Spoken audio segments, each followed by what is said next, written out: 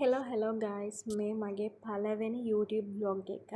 ඉතින් අපි මාතලේ ගිය ට්‍රිප් එක තමයි මම දැන් මේ අප්ලෝඩ් කරන්නේ. අපි රෑ තමයි කොළඹින් මාතලේ යන්න පිටත් වුණේ.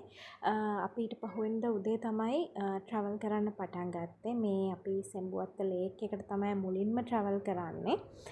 ඉතින් අනිවාර්යෙන්ම මාතලේ යනවා නම් ඕගොල්ලෝ අනිවාර්යෙන්ම යන්න ඕනේ තැනක් තමයි සෙම්බුවත්ත ලේක් එක කියලා කියන්නේ.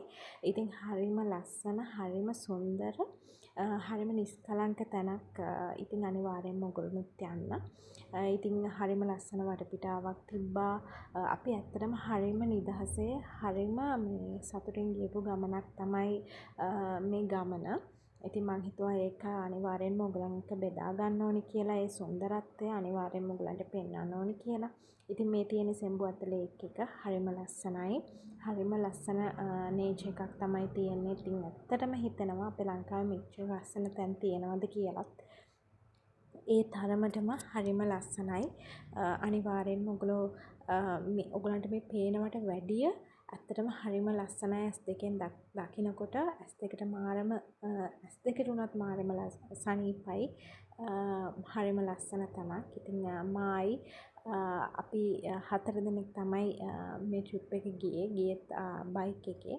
ඉතින් බයික් එක තමයි අවට පරිසරය විඳින්න පුළුවන් හොඳම වාහනේ මම දකින විදිහට. මම හුඟක් ආස බයිසිකල් ට්‍රැවල් කරන්න. ඉතින් මේ තියෙන්නේ සෙම්බුවත්ත ලේක් එක.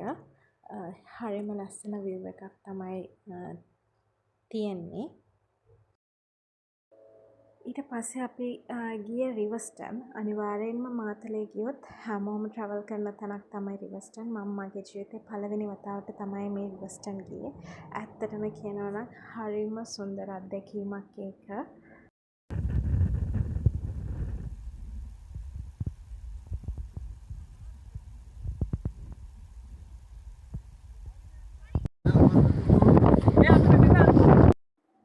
අපි රිවර්ස්ටන් ගියේ හුඟක් වැඩි දවස්වල. ඉතින් හරිම මාරම හුළඟක් තිබ්බේ. ඇත්තටම ගහගෙන යන්න තරම් හුළඟක් තිබ්බේ. හැබැයි ඒ හුළඟ ඇඟට මාර සනීපයි.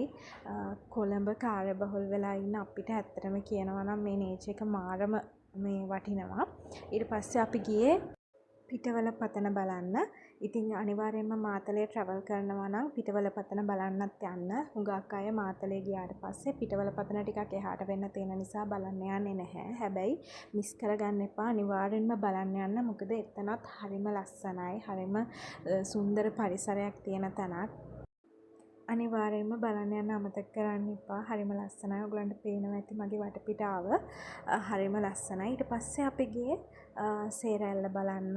ඒකත් හරිම ලස්සනයි. හරිම සුන්දරයි. ඇත්තටම කියනවා නම් එතනට ගිහලා භාවනා කරන්න පුළුවන්. ඒ තරම් නිස්කලංක පරිසරයක් තියෙන්නේ. අනිවාර්යෙන්ම මාතල යනවා නම් සේරැල්ල බලන්නත් ඔයගොල්ලෝ අමතක කරන්න එපා. ඔයගලන්ට පේනවා ඇති හරිම ලස්සනයි. දැක්කහම හරිම ආසයි.